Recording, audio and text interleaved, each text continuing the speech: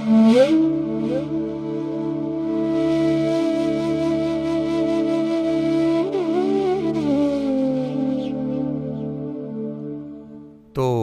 सृष्टिकर्ता का एक हिस्सा होना, ये रूपांतरण की यात्रा सृष्टि का एक हिस्सा होने से लेकर सृष्टिकर्ता का एक हिस्सा होने तक की है। ये ऐसी चीज है जो हम सभी में समाई हुई है, ना सिर्फ इंसानों का बल्कि हमारे आसपास जीवन के हर रूप का भी वही स्रोत है।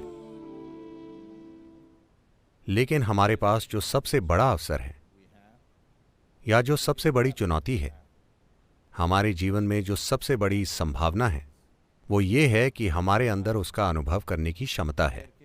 हम उसे एक चेतन प्रक्रिया में बदल सकते हैं। कोई भी दूसरा जीव ये नहीं कर सकता।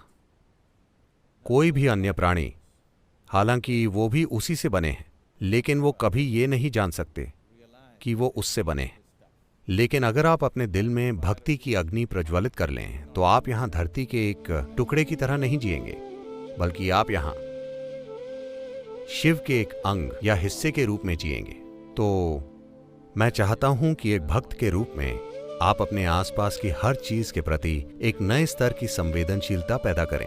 मैं चाहता हूं कि आप इस नए स्तर की संवेदनशीलता की संस्कृति लाएं और भक्ति सबसे खूबसूरत और आकर्षक चीज बन जानी चाहिए। ये हमेशा से रही है। इंसान का दिल इसी चीज की इच्छा रखता है। ये बिना किसी वजह से प्रज्वलित रहना चाहता है। अगर ये बिना किसी वजह से प्रज्वलित नहीं है तो आप इसे हार्मोन्स की मदद से प्रज्वलित करेंगे। अगर भक्ति नहीं है तो आप किसी से लगाव रखने की बुरी तरह से कोशिशें करते रहेंगे। अगर भक्ति है तो आप देखेंगे कि आप जो भी चाहते हैं वो आपके अंदर ही हो रहा है। सबसे खूबसूरत चीजें आपके अंदर ही हो रही हैं। आसपास किसी चीज को खोजने के लिए समय ही नहीं है, क्योंकि आपके अंदर ही इतना कुछ हो रहा है। यह अच्छा होगा कि आप कुछ साल साधना करें और वैसी भक्ति पैदा करें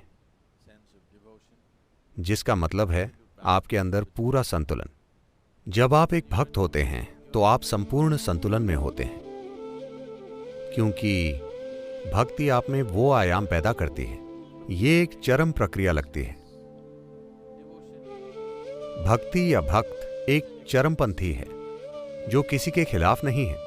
हमें ऐसे लोगों की जरूरत है। फिलहाल हम ऐसे चरमपंथी तैयार कर रहे हैं जो हमेशा किसी के खिलाफ होते हैं। मैं चाहता हूं कि आप बस कल्पना करें,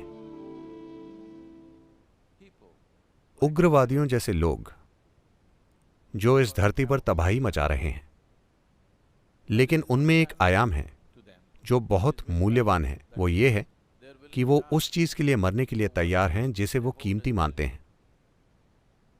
ये एक महान गुण है, लेकिन वो किसी के खिलाफ हैं। यही एकमात्र समस्या है।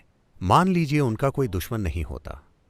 मान लीजिए आपका कोई दुश्मन ना हो और आप में दुश्मन बनाने की क्षमता भी ना हो, पर आप चरमपंथी हों, तो आप एक शानदार तीव्र इंसान होंगे, है ना? एक बहुत ही तीव्र और शानदार जीवन होंगे आप, अगर आप बस इतना करें कि अपने अंदर कोई दुश्मन ना बनाए। अगर आप कोई दुश्मन नहीं बनाते और आप एक चरमपंथी हैं, तो ये जीने का जबरदस्त तरीका है, क्योंकि आप एक तीव्र जीवन जिएंगे, पूरी तरह से तीव्र। जब आप किसी चीज के खिलाफ नहीं होते और किसी चीज के साथ भी नहीं होते, बस एक चरमपंथी, तो आप जीवन के जबरदस्त अंश होंगे।